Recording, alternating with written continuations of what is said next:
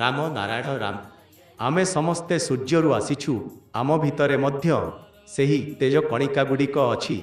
ଯେପରି ନଦୀରେ ବାଳୁ ଥାଏ, ସେପରି ଆମ ମନ ମଧ୍ୟ ଏହି ତେଜ କଣିକା ଗୁଡ଼ିକ ବିଖରି ରହିଛି।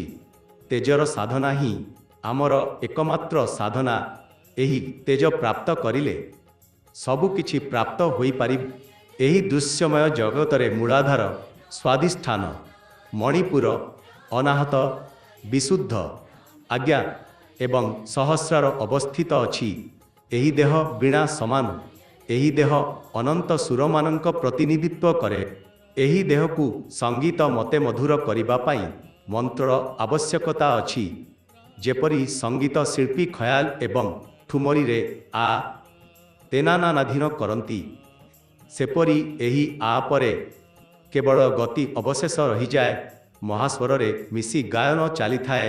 ପରେ ଯେତେବେଳେ ନିମ୍ନକୁ ଆସୁଥିବା ସେହି ସୂତ୍ରକୁ ଧରି ଆଗକୁ ବଢ଼ିଥାଏ।